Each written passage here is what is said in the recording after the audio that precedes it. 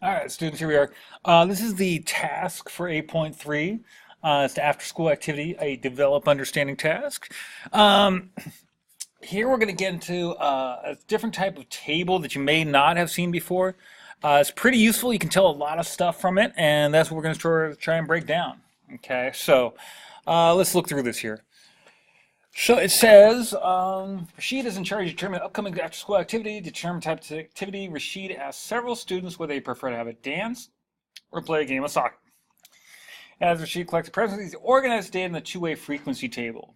Okay, so the reason it's a two-way table is he's not just asking about soccer and dance, he also split it into girls and boys. So there's two questions, and then he's going to break down who likes which. Okay, and then you get totals going down this way, and then totals going across this way. Okay, so if you learn how to read these, they're actually very, very useful, and it's not too bad. So if you went just looking at the girls, this is what's nice about this. Let me cover that up. Just looking at the girls, here's what we have. There's 14 girls who want soccer and 46 who want dance. Clearly, there's more girls who want a dance. But if you look at the boys, it's sort of inverted. There's 40 and 6. 40 want soccer and 6 want dance. So how do you make them all happy? I don't know. But by splitting it this way, we can tell. You're not just saying, well, we have 54 people who want soccer and 52 who want to dance. That's true, but within the girls and boys, there's a big difference. Okay, so if you just look at these two numbers, oh, they're real close. But if you look at these ones, whoa, there's a big gap. All right. Rashid is feeling unsure of the activity he should choose based on the data he has collected and is asking for help. To better understand how the data is displayed, it is useful to know know that the outer numbers located in the margin of the table represent total frequency of each row or column, and these are called marginal frequencies. Okay, so these ones, they're in the margin. Okay.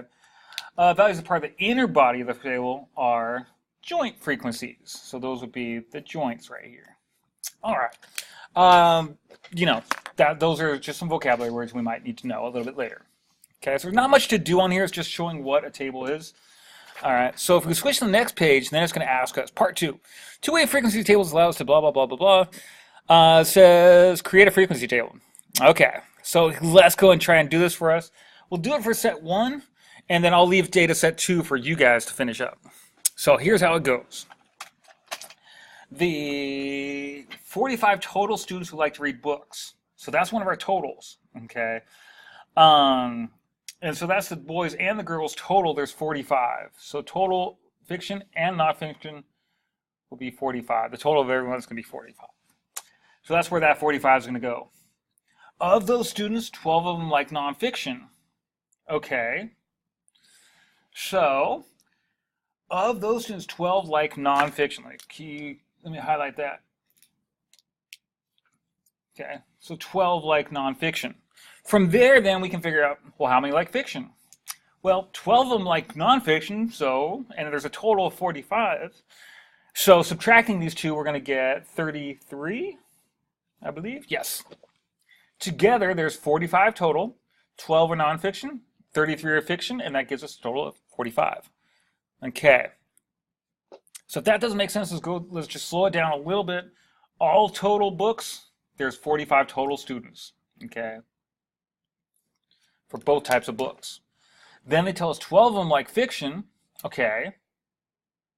Sorry, nonfiction. Now, so 12 of them like nonfiction, and so that means the other half, or the remaining people must like fiction. Okay, let's take it to the next level. 4 girls like nonfiction.